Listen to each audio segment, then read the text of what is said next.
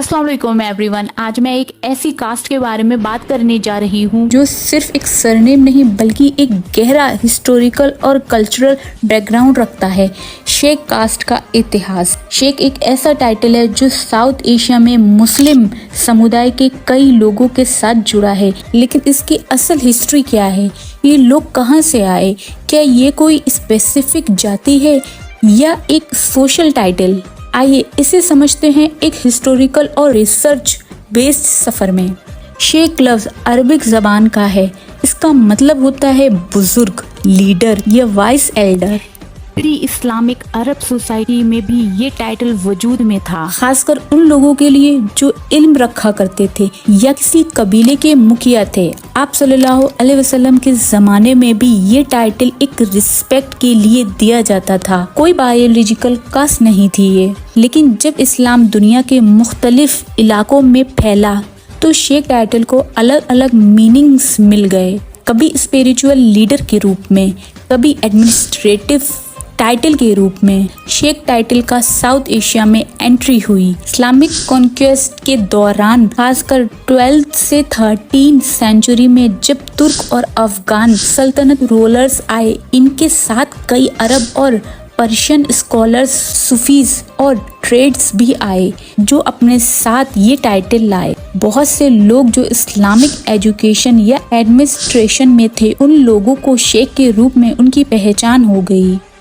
कुछ लोग इस टाइटल को सोशल मोबिलिटी के लिए भी अपनाते हैं। मेडिवल भारत में शेख टाइटल कई जगह पर प्रमुख था। NI अकबरी के मुताबिक शेख लोगों को अशरफ मुस्लिम्स में गिना गया, यानी अपर क्लास मुस्लिम्स में। इब्ने बतूता अपनी ट्रैवल राइटिंग्स में कई शेख्स का जिक्र करते हैं जो स्कॉलर्स, मुफ्तीज या स्पिरिचुअल गाइड्स थे।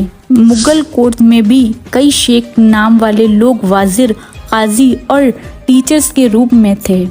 यहाँ से शेख सिर्फ एक स्पिरिचुअल टीम नहीं बल्कि एक सोशल मेकर बन गया जो इल्म, स्टेटस और इन्फ्लुएंस को रिफ्लेक्ट करता था। शेख सरनेम के नीचे कई सब कैटेगरीज डेवलप हुई साउथ एशिया में। शेख सिद्दीकी अबू बकर रज़ी अल्लाह अन्हा के नस्ल से होने का दावा। शेख फारूकी हजरत उमर बिन खत्ताब रज़ी अल्लाह अन्हु कुरैश कबीले से निस्बत। शेख बगदादी बगदाद से मिग्रेशन का जिक्र। शेख चिश्ती सरवरी सूफी सिलसिलों से जुड़े हुए लोग।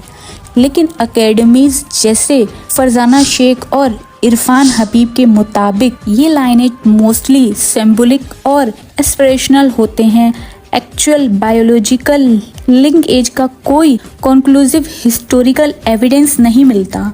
ब्रिटिश हुकूमत के दौरान जब उन्होंने इंडिया के हर कोने का रिकॉर्ड बनाना शुरू किया, जिसे हम ब्रिटिश गैजेटियर्स कहते हैं, जब उन्होंने एक बात नोटिस की, शेख नाम वाले लोग हर रीजन्स में मिलते हैं, लेकिन उनका बैकग्राउंड, काम धंधा और लाइफस्टाइल एक जैसा नहीं था।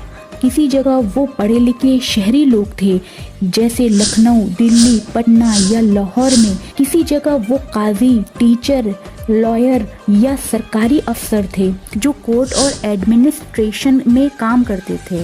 कहीं वो दुकान चलाते थे, ट्रेड्स करते थे और कहीं मदरसा या दरगाह चलाते थे।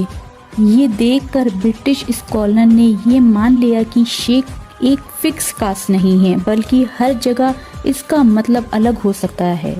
चलिए अब थोड़ा और अंदर जाकर देखते हैं अलग अलग रीजन्स में शेख लोग किस इमेज के साथ जुड़े हुए थे। उत्तर प्रदेश और बिहार में शेख लोग अक्सर एलीट उर्दू स्पीकिंग मुस्लिम्स के रूप में जाने जाते थे। कई लोग जमींदार थे, कुछ मदरसे चलाते थे और कई लोग कोर्ट और एजुकेशन सिस्टम में काम करते थे। पंजाब के अंदर आपको शेख नाम वाले लोग ज़्यादातर ट्रेडर्स या एडमिनिस्ट्रेटर के रूप में मिलते थे। कुछ लोग सूफी ऑर्डर से भी जुड़े हुए थे जो अपने स्पिरिचुअल रूल्स के लिए मशहूर थे। बंगाल में कहानी थोड़ी अलग थी। यहाँ शेख लोग ज़्यादातर गांवों में रहने वाले जमींदारी या खेती से जुड़े लोग थे। कुछ स्कॉलर भी थे जो रूरल मदरसे में तालीम देते थे। सिंध और हैदराबाद में शेख नाम उन लोगों के साथ जुड़ा था जो मजहबी लीडर या सूफी पीर थे। यानी लोग उन्हें रूहानी गाइड के रूप में मानते थे। तो दोस्तों एक बात यहाँ समझ आती है, शेख नाम का मतलब हर शहरी हर इलाके में अलग था। कहीं ये रिस्पेक्ट का सिंबल था, कहीं सोशल मोबिलिटी का जरिया, और कहीं ये एक पुरानी स्पिरिचुअल लेगेसी का निशान। यानी शेख एक फिक्स जाति या रेस नहीं है, ये एक इवॉल्विंग आइडेंटिटी है जो वक्त, जगह और हालात के हिसाब से बदलती रही है। आज के दौर में अगर आप किसी से पूछें कि आपका सरनेम शेख है तो क्या आप अरब हैं, तो जवाब हर जगह अलग मिलेगा। कुछ लोग कहते हैं हाँ हमारे बुजुर्ग अरब से आए थे, हम अबू बकर सिद्दीकी रज़ियल्लाहु के नस्ल से हैं। कुछ लोग कहते हैं हमारे दादा सूफी संत थे, उनको शेख कहा जाता था। और कई लोग तो सीधा बोलते हैं हमारे एंसेस्टर्स हिंदूज थे, लेकिन जब इस्लाम कबूल किया तो शेख नाम मिल गया। और कई ये बताते हैं कि आज शेख एक बहुत ही डाइवर्स कम्युनिटी है। कई लोग जेन्युइनली अरब या पर्शियन एंसेस्ट्री का दावा करते हैं। कई लोगों ने ये टाइटल इसलिए अपनाया क्योंकि उन्होंने इस्लामिक एजुकेशन ली या किसी रिलीजियन सिलसिले से जुड़े हुए थे। और कई लोगों ने शेख नाम सोशल इज्जत और अपलिफ्टमेंट के लिए अपनाया, जैसे एक रिस्पेक्टेबल आइडेंटिटी बनने के लिए।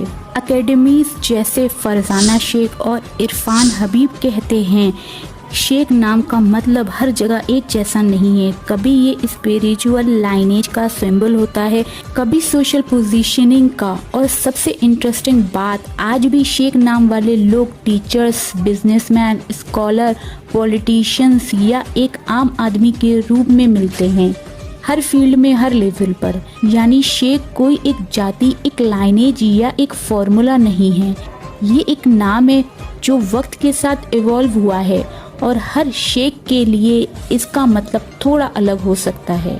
तो दोस्तों आज हमने देखा कि शेख सिर्फ एक सरनेम नहीं है, ये एक टाइटल है, एक पहचान है, एक लेगेसी है जो हर रीजन्स में अपना अलग रंग ले चुका है। कहीं ये लोग स्कॉलर थे, कहीं सूफी, कहीं जमींदार और कहीं सिंपल आम लोग, लेकिन हर जगह एक बात कॉमन थी, शेख नाम के साथ एक इज्जत जुड़ी हुई थी। लेकिन क्या ये एक कास्ट सिस्टम जैसा कुछ था? नहीं, शेख नाम का असल रिश्ता इस्लामिक इल्म, रूहानियत और लीडरशिप से था। और साउथ एशिया में ये टाइटल सोशल और कल्चरल एवोल्यूशन का हिस्सा बन गया। आज भी अगर कोई शेख है तो ज़रूरी नहीं है कि उसका बैकग्राउंड अरब हो या कोई नोबल लाइनेज हो सकता है वो एक टीचर हो, एक ट्रेडर हो या एक स्टूडेंट जैसे उसको सिर्फ अपने परिवार का नाम मिला हो। ये स्टोरी हमें एक और इम्पोर्टेंट बात भी सिखाती है, इस्लाम में इज्जत लाइनेज से नहीं बल्कि तकवा से होती है और हर इंसान अपने अमाल से अपनी पहचान बनाता है, सिर्फ सरनेम से नहीं। ये तो हम लोग सब जानते हैं, इस्लाम में कास्ट का कोई कॉन्सेप्ट है ही नहीं। अगर आपको ये वीडियो मेरा पसंद आया हो तो ज़रूर लाइक कीजिएगा और कमेंट करके अपना फीडबैक ज़रूर दीजिएगा और चैनल को सब्सक्राइब करे बिना तो बिल्कुल मत जाइएगा। दुआ में मुझे ज़रूर याद रखिएगा। जज़ाकल्लाह खैर।